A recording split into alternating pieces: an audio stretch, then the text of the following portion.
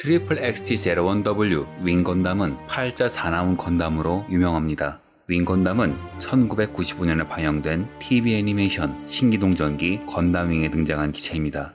이 기체는 이력이 참 희한합니다. 작품을 보신 분들은 아시겠지만 히이로 유이만이 아니라 트로아 버튼, 레디안 등이 탑승한 이력이 있으며 이 3명이 기체 험하게 다룬 걸로도 유명하죠.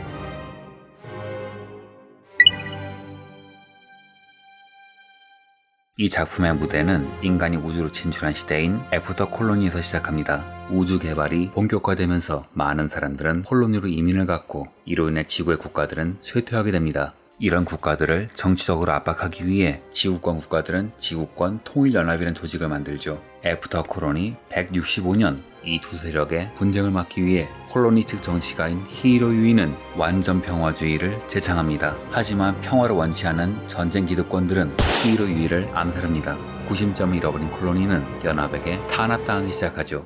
전쟁이 심각해지던 애프터 콜로니 180년, 콜로니 측의 6명의 과학자들은 가성비와 실용성은 전혀 신경 쓰지 않은 기체인 윙건담 제로를 설계합니다. 하지만 기체가 너무 위험한 나머지 제조까지는 이르지 못하고 봉인되고 말지요. 그 후 히이로 유이와 칸즈와 함께 독립운동을 했던 데킨 버튼은 오퍼레이션 메테오를 제안합니다. 이는 거대한 콜로니를 지구에 투하하여 지구를 혼란에 빠뜨린 후 추가적으로 건담을 투입하여 제압하는 작전이었죠. 데킴은 이 작전을 위해 5대의 건담 개발에 필요한 비용을 댑니다. 이 중 하나가 제이눌, 통칭 닥터 제이가 공인된 윙건담 제로의 데이터를 바탕으로 만든 것이 바로 윙건담입니다. 윙건담의 특징인 변형기체라는 점, 버스터 라이플을 장비한다는 것을 그대로 계승했습니다. 윙 유닛은 양력을 발생하는 것만이 아니라 공력을 조절하여 다양한 공중전에 대항할 수 있죠. 버니어 제어 능력도 뛰어나서 무중력 공간에서도 뛰어난 성능을 보이죠. 버드 모드가 되면 대기권 단독 돌입은 물론 대기권 내에서 비행도 가능합니다.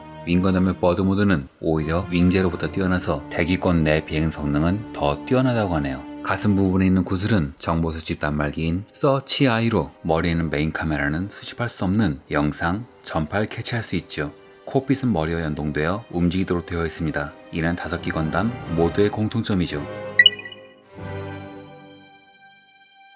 버스터 라이플은 가장 눈에 띄는 무기입니다.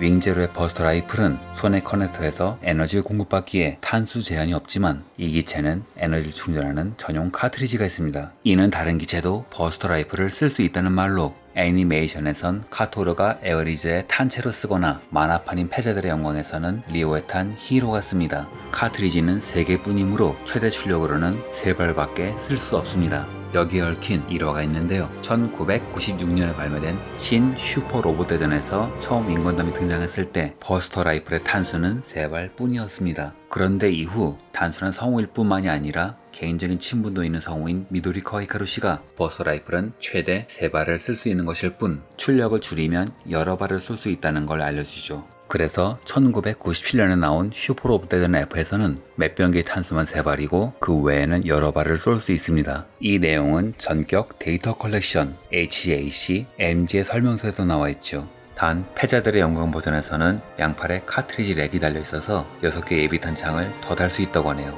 양쪽 모두 일반적인 방식으로는 충전할 수 없다는 단점이 있는데 패자들의 영광에서는 히이로가 항상 잔탄수를 신경 쓰는 모습을 볼 수 있습니다. 출력은 원본인 트윈 버스터 라이플의 반 이하로 이건 기체의 한계 문제가 아니라 윙건담을 대량 학살의 도구로 만들고 싶지 않았던 닥터 제이의 사상 때문이죠. 하지만 최대 출력은 굉장합니다. 이게 대체 어느 정도의 위력인지 설정지 등에선 공개되지 않다가 무려 2010년에 발매된 마스터 그레이드에서 설정이 공개되는데 일본 기준으로 지방제도시 하루치의 전력이라고 합니다. 반경 150m의 적과 건물도 열로 파괴시킬 정도라고 하네요. 이외의 사격병기는 머리에 발칸포, 어깨에 있는 머신 캐논이 있습니다. 중근거리에서 견제하는 것이 목적이죠. 단 패자들의 영광 버전에서는 머리에 발칸포가 없습니다. 그리고 한 자루의 빔사벨이 있죠. TV판에선 실드에, 만화판에선 실드 안쪽에 수납되어 있습니다. 실드는 힐타임 병기만이 아니라 빈 공격의 위력도 줄일 수 있죠. 실드의 끝에는 버드 모드에서 사용되는 센서가 달려있는데 히로는 아무 상관없이 적을 찌르는 데 씁니다. 마지막으로 만화판에만 등장하는 무기인 메서 츠베르크가 있죠. 세 자루를 합치면 드라이 츠베르크 버스터가 됩니다. 5명의 박사들은 자신들의 건담에 맞는 파일럿을 골랐는데 닥터 제이가 고른 파일럿은 이름 없는 소년이었죠. 이 소년은 뛰어난 두뇌, 판단력, 그리고 신체 능력을 가지고 있었기에 인간병기를 키워줬지만 상층부에겐 너무 상냥하고 마음이 약한 점이 불만이었죠.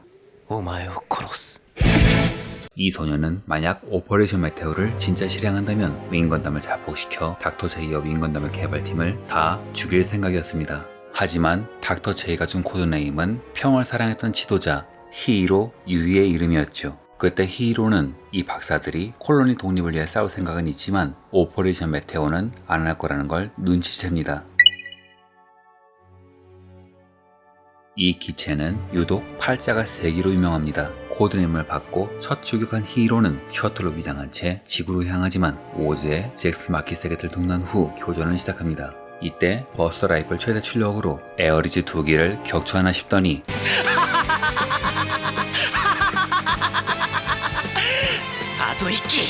훨씬 격떨어진 리올탄 잭스에게 격추되어 버리죠. 주인공기가 최하급의 양상기에게 1화부터 격추당하는 순간입니다. 이후 듀오의 데스사이즈의 부품을 훔쳐 겨우 수리하지만 10화에서 레디안이 콜로니를 인질로 삼자 건담을 넘겨주지 않기 위해 자폭하죠. 降伏はする。しかしガンダムは渡せん。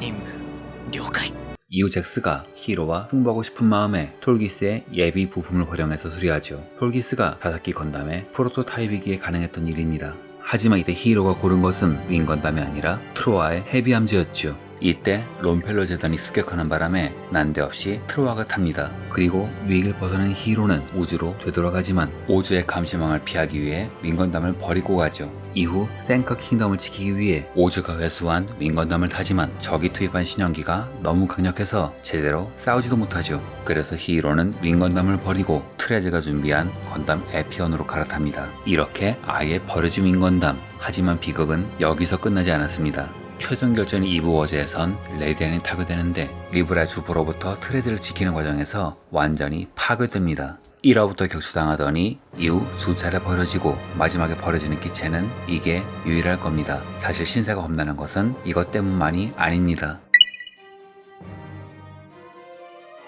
1994년작인 기동무드선 지건담은 건담팬을 노리고 만들었지만 반발이 심했죠. 그래서 반다이는 지건담 후반부를 어린이용으로 제작하게 하면서 손실을 메우기 위해 새로운 작품을 기획합니다. 바로 프로젝트 메테오 건담, 나중에 신기동적인 건담윙이 되는 작품이었죠.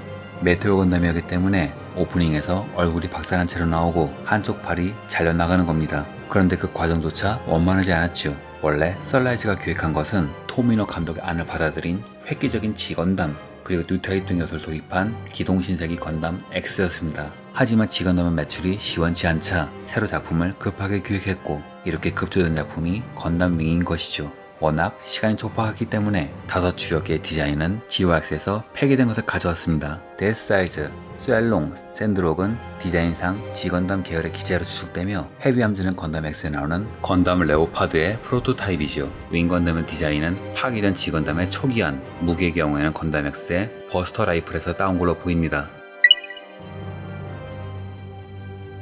윙건담 시리즈 TV판의 기체들은 참 대우가 박해서 방영 후 20년이 지난 지금에서야 HG가 발매되는 마당이죠. 하지만 윙건담의 TV판은 간간히 발매되었는데 이유인즉 윙건담이 인기가 있어서가 아니라 정말 잘 팔리는 OVA 버전의 기체를 위한 프로토타입이기 때문입니다. 2010년에 MG가 나온 이유는 이 제품의 뼈대를 바탕으로 패자들의 영광 버전을 만들기 위해서였죠.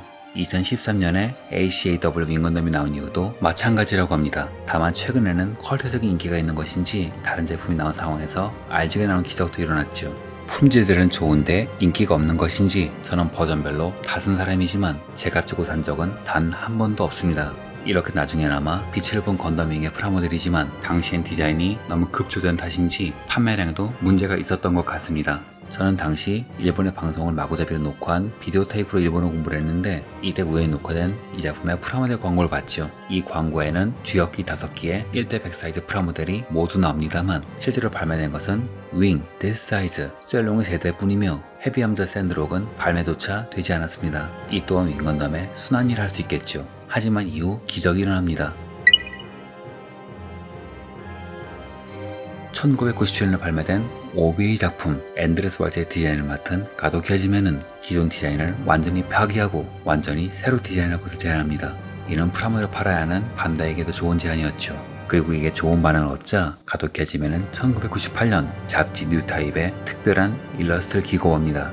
바로 가도 켜지면이 디자인한 새로운 5개의 건담들이죠.